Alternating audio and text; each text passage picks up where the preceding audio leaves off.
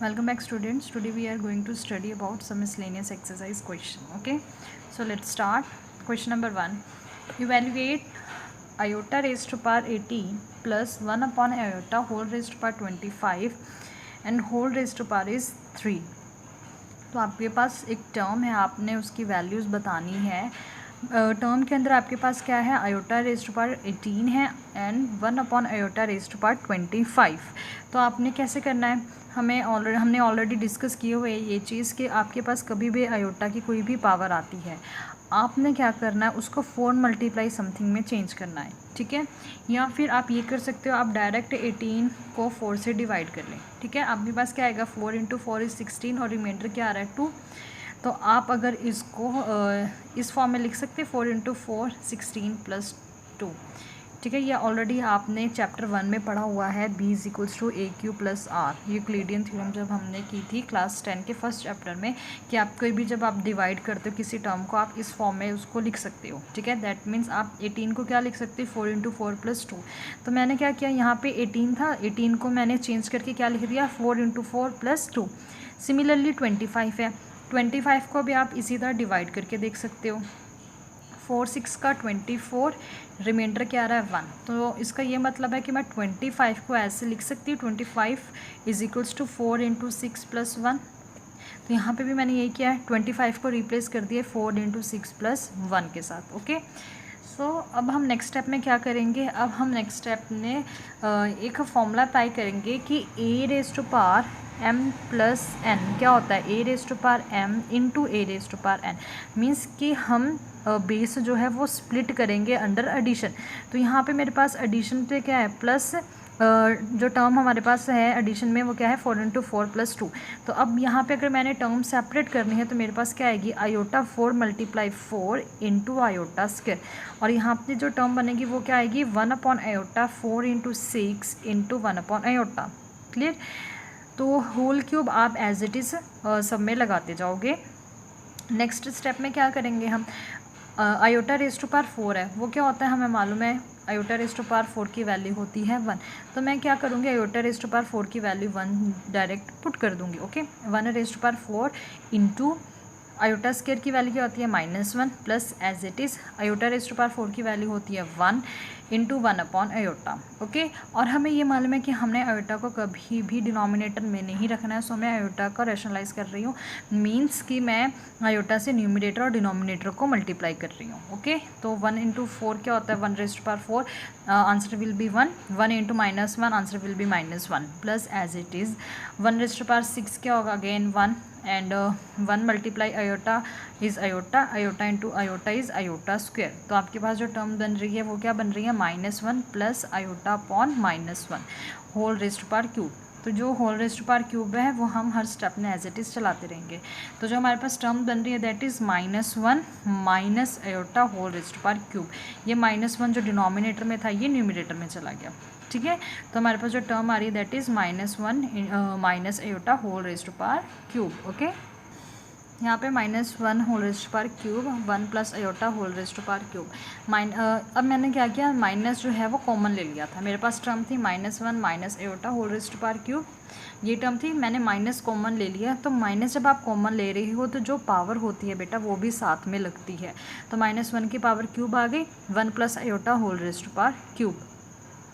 सो यहाँ से जो टर्म बन के आ रही है वो क्या आ रही है, माइनस बाहर, क्योंकि -1 का होल क्यूब क्या होता है, minus bracket start a plus b का होल क्यूब. तो फॉर्मूला क्या होता है, a प्लस बी के होल क्यूब का, a cube plus b cube plus 3a square b plus 3ab square.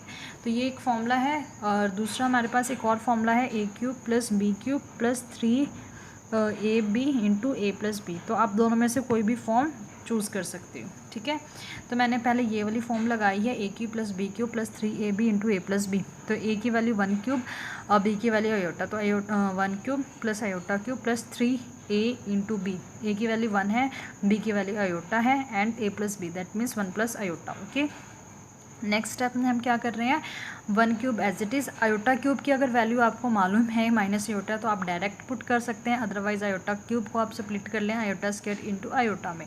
तो आपके पास जो भी पावर है बेटा आप उसको आराम से सॉल्व कर सकते हैं अगर आपको डायरेक्ट फॉर्मूला नहीं आता तो उसको कुछ इस तरह से सेपरेट करके लिख लो कि आपके पास वो वैल्यू आ जाए।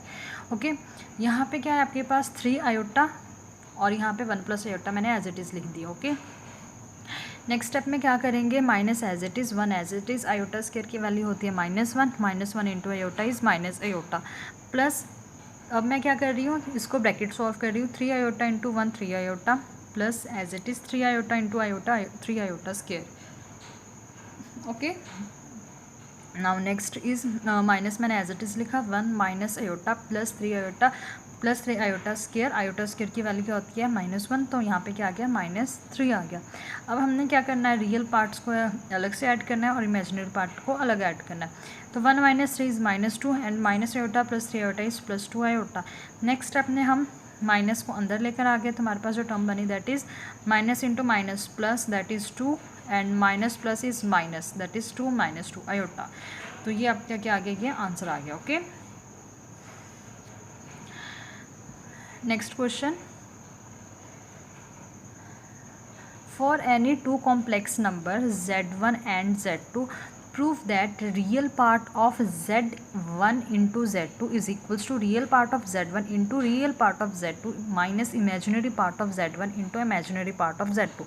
इसका क्या मतलब है इस स्टेटमेंट का, इस स्टेटमेंट का ये मतलब है कि जब मैंने z1 और z2 दो कम्प्लेक्स नंबर को मल्टीप्लाई किया तो उसका जो रियल पार्ट है वो किसके इक्वल आ रहा है, z1 के रियल पार्ट मल्टीप्लाई z2 का real part minus imaginary part of z1 into imaginary part of z2। तो ये बोला है उन्होंने कि ये रियल पार्ट की वैल्यू आएगी। तो हम इसको प्रूफ करेंगे। सबसे पहले मेरे पास z1 क्या है, x1 plus iota y1, z2 की वैल्यू क्या है, x2 प्लस आयोटा y2। सबसे पहले हम क्या कर रहे हैं, अंदर वाली टर्म सॉल्व कर रहे हैं, z1 इंटू z2 निकाल रहे हैं। z1 की वैल्यू क्या है, x1 plus iota y1, z2 की वैल्यू क्या है, x2 प्लस आयोटा y2। दोनों को मल्टीप्लाई किया, ये मल्टीप्लाई आपने ऑलरेडी जब हमने मल्टीप्लिकेशन सीखी थी तो की हुई है। सो मैं आपको जल्दी से बता देती हूँ, x1 into x2 as it is x1 into iota y2, then iota y1 into x2, then iota y1 into iota y2। Okay, x1 into x2 as it is, यहाँ पे मैंने दोनों टर्म में से आयोटा कॉमन ले लिया तो आपके पास जो टर्म बनेगी that is x1 y2 plus x2 y1 and यहाँ पे आयोटा स्क्वायर की वैल्यू माइनस है तो यहाँ पे माइनस y1 y2 आ गया आपके पास। सो नेक्स्ट स्टेप में क्या करेंगे, हम रियल पार्ट को अलग लिख लेंगे, इमेजिनरी पार्ट को अलग लिख लेंगे। ओके, और क्वेश्चन के स्टेटमेंट में आपसे सिर्फ रियल पार्ट मांगा था तो आप क्या लिखोगे, real part of z1 into z2 is equals to. अब यहाँ पे आपके पास अगर लेफ्ट हैंड साइड रियल ले रहे हो तो ऑब्वियस है राइट हैंड साइड पे आप रियल पार्ट लोगे। तो real part right hand side में क्या है, x1 x2 minus y1 y2, तो वो मैंने एज इट इज़ लिख लिया। अब x1 क्या था, x1 रियल पार्ट है z1 का तो मैंने x1 की वैल्यू लिख दी।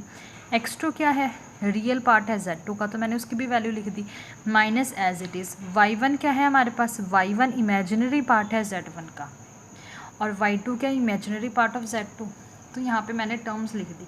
तो यही चीज़ हमें मांगी थी क्वेश्चन में, ठीक है। यहाँ तो आपको ये मालूम ही है ना कि ये x1 क्या है, ये रियल पार्ट है, y1 क्या है, ये इमेजिनरी पार्ट है, किसका, z1 का। यहाँ पे z2 का x2 है रियल पार्ट और y2 है इमेजिनरी पार्ट, तो जस्ट हमने वैल्यूज पुट की है, नथिंग एल्स। ओके,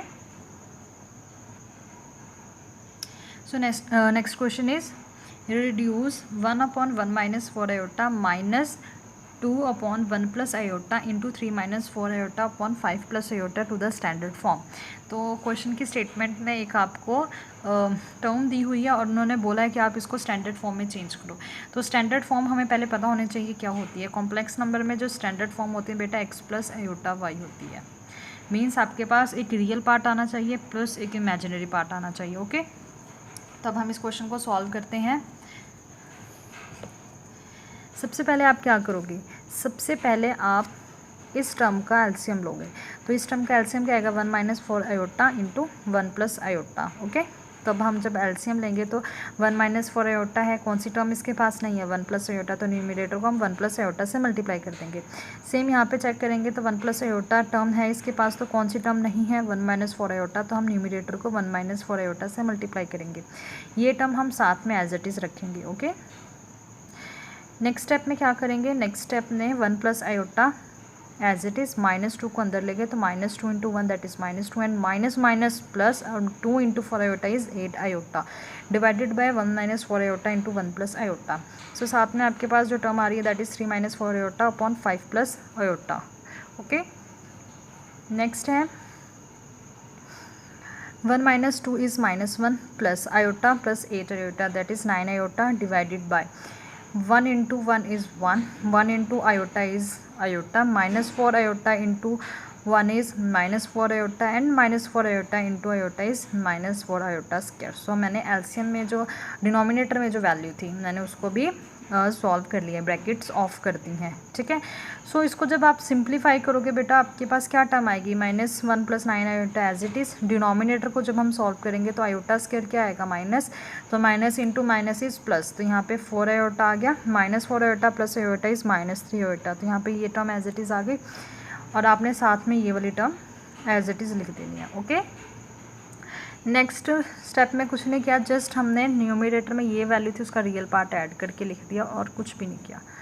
ओके, उसके बाद नेक्स्ट स्टेप में हम क्या करेंगे, मल्टीप्लाई करेंगे जो न्यूमरेटर और डिनोमिनेटर की वैल्यूज़ हैं उनको ब्रैकेट सॉल्व करेंगे. जस्ट ब्रैकेट ऑफ करना है, तो ब्रैकेट ऑफ कैसे करोगे आप, -1 को पहले इस पूरी टर्म के साथ मल्टीप्लाई, देन 9 आयोटा को इस पूरी टर्म के साथ मल्टीप्लाई. ओके, फिर हम देखते हैं मल्टीप्लाई करके हमारे पास क्या आ रहा है, -1 को 3 से किया तो -3, देन -1 को -4 आयोटा के साथ किया तो +4 आयोटा, 9 आयोटा को 3 के साथ किया तो 27 आयोटा, 9 आयोटा को -4 आयोटा के साथ किया तो -36 आयोटा स्क्वायर. तो सिमिलरली डिनोमिनेटर में जो टर्म आ रही है हम उसको भी एज इट इज़ मल्टीप्लाई करेंगे.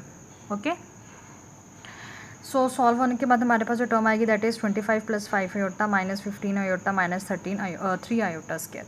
ओके, तो अब हम क्या करेंगे इसमें, हम इसमें आयोटा स्क्वायर की वैल्यू क्या है हमारे पास, -1, जस्ट वो पुट कर दिया मैंने, ठीक है. और यहाँ पे 5 आयोटा -15 आयोटा की वैल्यू 10 आयोटा लिख दिया. आप इसी स्टेप में इसकी वैल्यू भी डायरेक्ट पुट कर सकते थे 27 में 4 ऐड करके. ओके,